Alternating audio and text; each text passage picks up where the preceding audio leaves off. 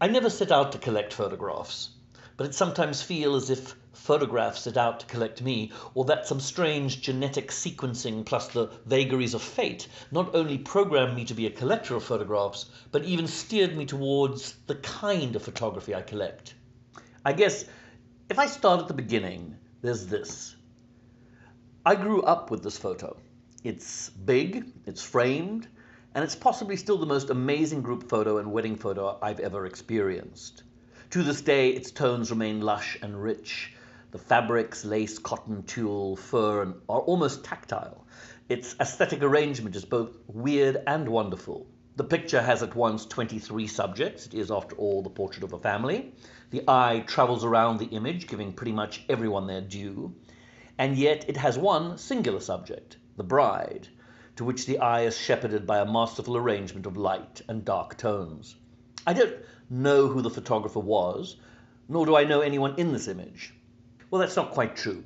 This is the wedding picture of my paternal grandparents, and I have a very vague recollection of my grandmother.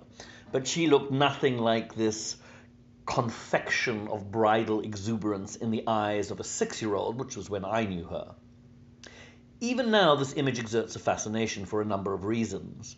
One is its implied narrative, which differs from the narrative I was told as a child, namely that my grandparents, immigrants who came to South Africa with nothing, fleeing the pogroms of Russia, were continually cycling between financial periods of just having enough to support their 6 children and periods of financial bust. But this image hardly looks like that of a financially struggling immigrant family. So one assumes they married in one of the boom cycles. But the image exerts a greater fascination because of the faces and the people depicted. There's the cruel martinet of a mother, the pedantic schoolteacher, the innocent who died tragically young, the playboy, the boy who later married out of the faith, the businessman, the spinster.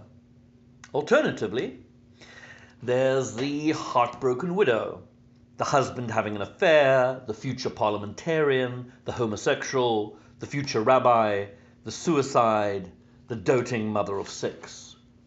Or none of the above. Or all of the above. The possibilities are endless. As is my fascination with the image. But in no sense at all is this image of interest to me because its subjects are my relatives. If they were yours, I would feel equally passionate about it. Because good images are both pleasing to the senses and invite you into an experience that is simultaneously outside of you, depicting experiences, people, or landscapes you have never been in contact with, but that are also inside of you, that trigger and ignite imaginative wonder. I have always been a person of hungers, and perhaps because of the dominance in my psyche of this one image, those hungers have frequently expressed themselves in visual art, and specifically in photography. Certainly by the time I was an early teen, I was taking photographs, first with a Pentax Spotmatic, then with a Canon AE1, to iconic amateur SLRs. At some stage in late high school, I went to art school and did a diploma in photography. Around the age of 16, I discovered D.N. Arbus, and most importantly, the South African photographer David Goldblatt, some of whose work I understood, and some of which it would take me a time to understand. I bought the odd photo in a junk or antique store. My deepening immersion in theatre led me to amass images, postcards or photographs or artwork that I liked or found amusing, or which challenged or provoked me. I would cover entire walls with them in huge collages. These images fed my creative imagination and informed my work in the theatre. I didn't know it then, but this gathering together of postcards was an initial stage of collecting, the accumulation of objects. But I didn't consider myself a collector. On the contrary, my brother was the real collector in the family. A philatelist, he collected German Southwest African postmarks between 1914 and 1915. I mean, for crying out loud, he didn't even collect stamps. Now, that was collecting. Cerebral, specialized, arcane. I just liked pretty pictures. And then, sometime after coming to the US and finishing graduate school, I discovered 2 things: eBay and daguerreotypes. They were a fatal combination. eBay catered to my worst personality traits, competitiveness and acquisitiveness, and daguerreotypes were the gateway drug to the beauty of 19th century photography. And to be sure, it was the beauty of a daguerreotype that seduced me. Not only of the exquisite young man depicted, though that was certainly a motivating factor, says he, revealing his sexuality, but also the beauty of the object itself, its mirrored surface which reflected your own image as well as the photographic likeness that floated delicately on its polished surface, the embossed papier-mâché case with its plush velvet pad, and the way you held the object, image and case, cupped in your hand at just the right angle to catch the light. This was my first major eBay purchase. I think I paid $500 for it then, which was a breathtaking and perilously profligate amount I could ill afford. And it is still not an insubstantial amount of money even today. But I don't regret it, because the more I looked, the more the marvel of early photography revealed itself to me. Look at the subtlety of Hill and Adamson's portrait of the Drysdale brothers, their relaxed formality, not quite intimate, but tender like brothers, suggesting connection but also individuation. Each holds their own ground and focus within the hierarchy of the composition. And look how the image subtly suggests that one might be a thinker and the other a dreamer. Look at the artistry with which an anonymous artist portrayed two gentlemen wrestlers trying to accentuate the dynamism of their pastime by lowering their center of gravity, increasing the angularity of the pose, setting the bodies off against a cloth backdrop even though the image is taken outside on grass. One forgets frequently that there was a sheer determination and enormous physical courage needed by these journeyman artists, venturing into foreign, frequently hostile worlds, lugging huge equipment and working within the formidable limitations of the form and technology of the time to bring back to the burgeoning European middle class the exotic, the historic or ancient, the view of the other. But even these seemingly genre images reveal surprises and the often overlooked creativity of their makers. There is the fact that Francis Frith's crocodile is, reportedly, a stuffed prop. But notice how the landscape and the animal's skin are so evocative one of the other. There is what might be viewed as a pedestrian image of a Middle Eastern ruin. But looking closely, we see that the photographer, Louis Vigne, included for scale, or in affection, his native guide. And there's more. The photographer included himself in the form of an amphora, with a European walking stick balanced precariously atop it, and two metal mugs and a flask. In the arrangement and inclusion of these items, a world of narrative opens up. Of course, this is deepened when we learn that this is an image of the El Achbel funerary tower in the Valley of the Tombs in Palmyra, Syria, and that it was blown up and destroyed by ISIS in 2015. In what could be a typical ethnographic portrait of an Arab woman by the well-known photographer Félix Bonfils, curator Daniel Strong points out that the image is actually most likely taken by Bonfils' wife, Lydie, who would have had greater access to and ease at photographing Muslim women. The notion that this image might well be a product of a female gaze does much to change our relationship to and the reading of the image. A similar refocusing takes place if we look at what could be a genre image by a white European photographer of an African in quasi-European dress. When we realize that this image is from a series intended to be made into calling cards or carte de visite, and thus was in all likelihood commissioned by the black man who is its subject, a reversal of the assumed power dynamic shifts. The notion of who has the greater power, artist or client, master or servant, changes. And indeed, the whole colonial endeavor is exposed in greater complexity than we might otherwise have thought. And then there's the depth and complexity of thought that those early practitioners exercised in their craft. Take a look at the seemingly ordinary portrait. A young couple, probably newlyweds, look how smart and formal their dress is, look how the odd position of the woman's left hand at her waist specifically highlights the tinted gold ring. But there's other information hidden in this image.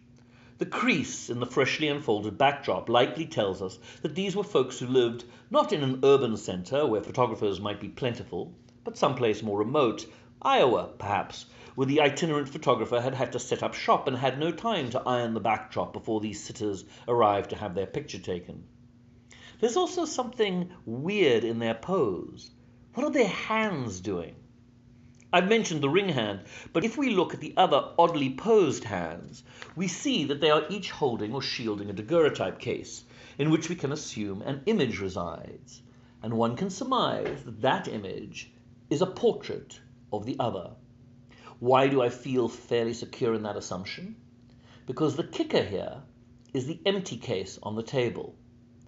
That's the case we are now cradle in our own hands as we look at the image. It's the case that both holds the picture of the newlyweds we're looking at and the case that is in the picture we're looking at. I like to call this, if you'll excuse my French, a mindfuck alert. This was a wealthy young couple who could afford 3 daguerreotypes to celebrate their big day. It is unlikely that they would have had 3 copies of themselves as a couple taken. Daguerreotypes were, after all, personal and private keepsakes. But it is likely that each would have sat for an individual portrait before sitting for one as a couple. Everything in the image points towards this narrative, and the intellectual acuity of the maker allows us some 170 years later to discover it. And did I mention playfulness? Our view of the Victorians is frequently that they were moralistic and dour, sombre and stolid. Not. But in this new medium, they found certainly a place for humour and play, be it in dress-up, as in Julia Margaret Cameron's literary and biblical-infused creations, or in dressing up, be it themselves, or the page that depicted themselves, or in the situation. That's a trick photo, using the potential of the medium for double exposure to show a man, forcing himself to write a letter he doesn't want to write? They also used the same technology to conjure up ghosts and spirits. They found, even in the long exposures and with limited portability of equipment, a frequent lightness of tone in the way they represented themselves, their friends and social circles, and their, who knows what's going on here? Whatever it is, moralistic, dour, sombre, and stolid, it is not. Neither were they shy of emotion. Here's happiness. And here's heartbreak. And here's a solemn little boy with big ears who has, for reasons unknown, posed with a wrench in his hand, something I always find disquietingly mournful and sad. Here's Roger Fenton's portrait of one Major Cathcart who served in the Crimean War.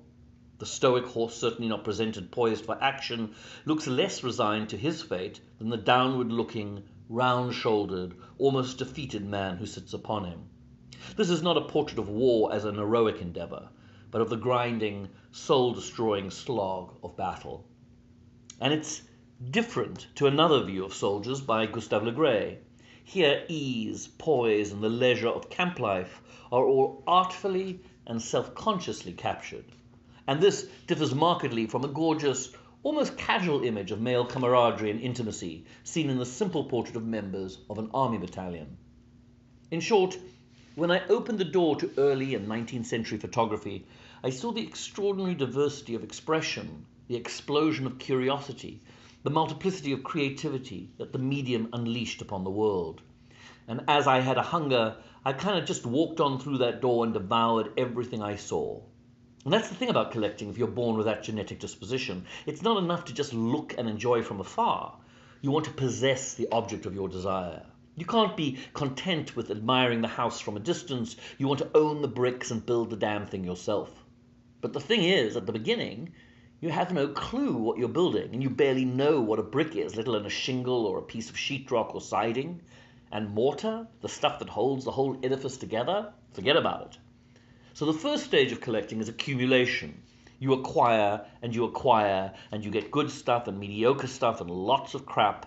You start to see what's out in the world, and you chase the shiny bits madly and don't recognize that the not-so-shiny bits are actually much more interesting and valuable than those sparkly things that catch your eye. And over time, and with a lot of wasted energy and, it must be said, wasted money, you see and you learn, and you begin to enter the second stage of collecting, discrimination. It's here that you start to be able to sort out what's good and rare and interesting and special in your eyes from the stuff that's not. You understand the function and value of wooden shingle versus asphalt shingle, and what makes brick different from cinder block, or where and how each of those might be useful in their own way. You start to make qualitative judgments, and you have some of the knowledge you need to be able to do so. At the same time, you start to enter stage 3, formulation. In short, you begin to ask yourself, what is this thing I've built? Does it have a shape and form and meaning?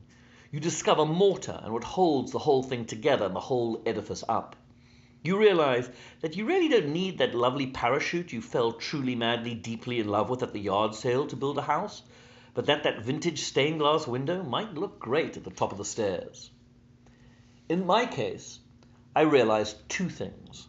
One, that I was unknowingly creating a collection about photography, about the history of the medium from its very earliest manifestation to the beginning of modernism. That's why this exhibition starts with the founding forms of the medium, daguerreotypes, and the calotypes of William Henry Fox Talbot, and ends with Alfred Stieglitz's seminal image, widely considered as perhaps the first modernist image, the steerage, which you'll see on that wall over there. And 2, that my interest was not necessarily in the established canon. I was equally, if not more, interested in the image taken by an anonymous photographer, as I was in the image by an acknowledged heavy hitter like Gustave Le Gray.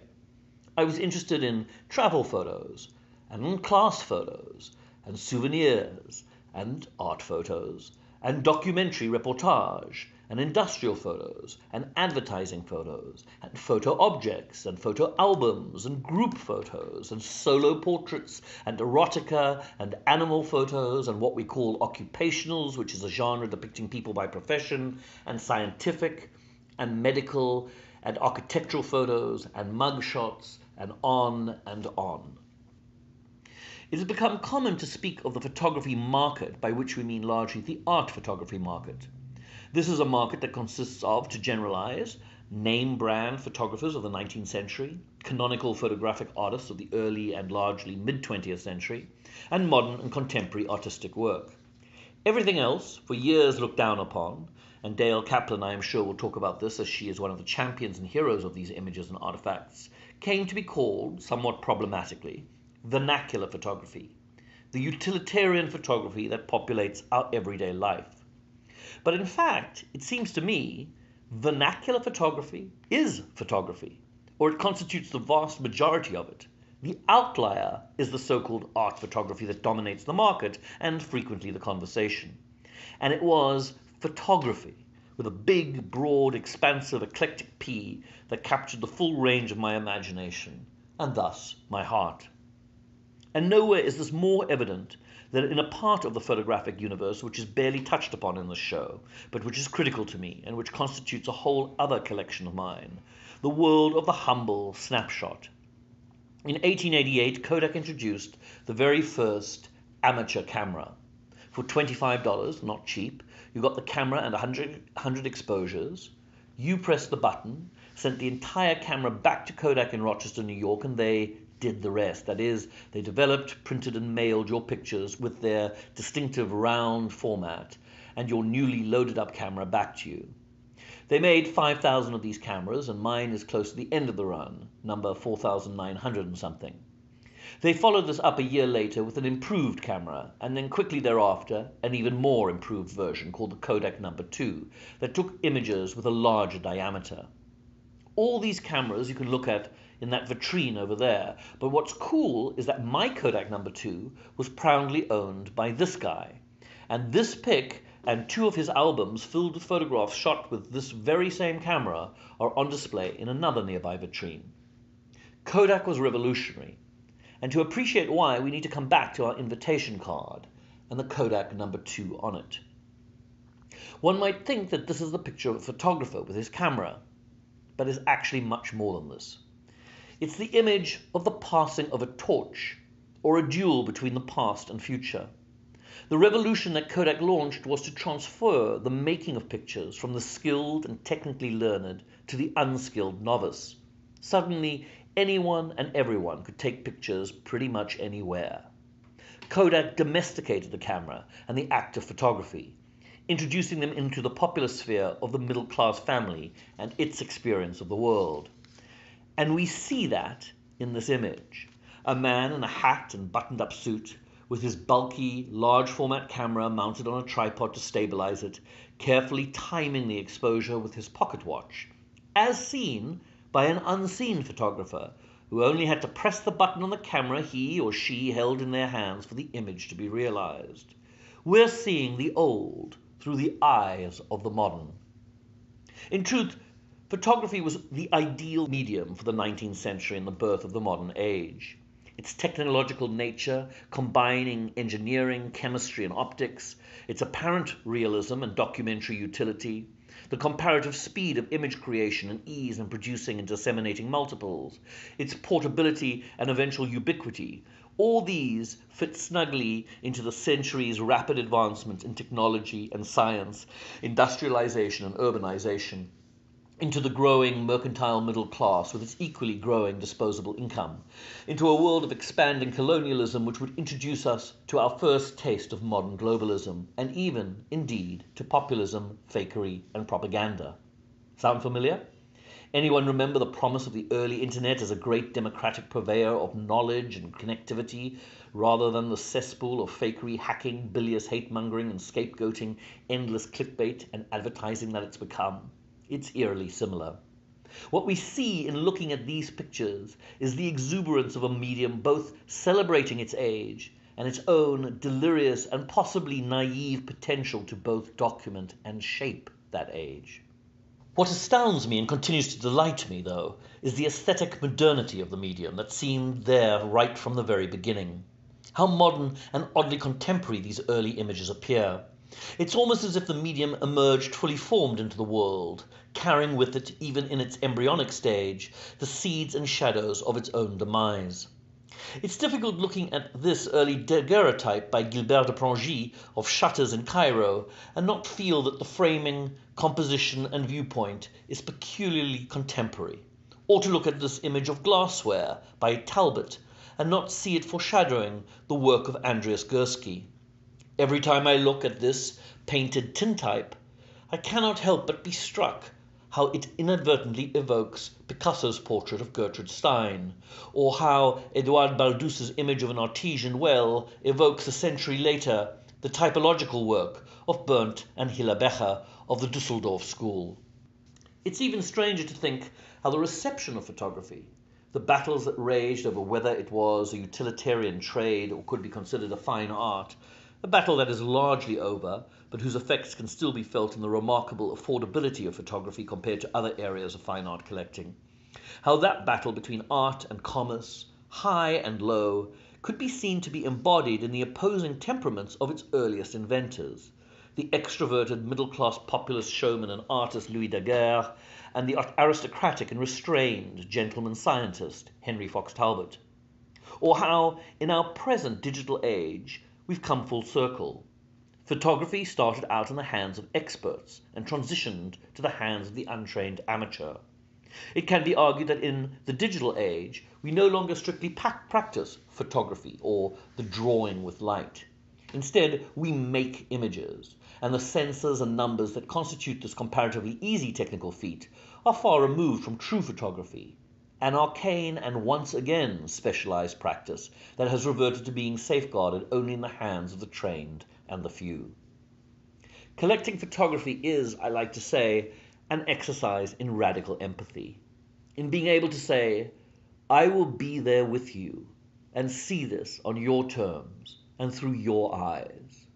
What the continuing journey of collecting photographs has taught me is that the journey from the 19th century there to the 21st century here is shorter, closer, more intimate, and much more thrilling than I would originally have thought, gazing up at this fascinating but slightly forbidding picture as a 6-year-old almost half a century ago.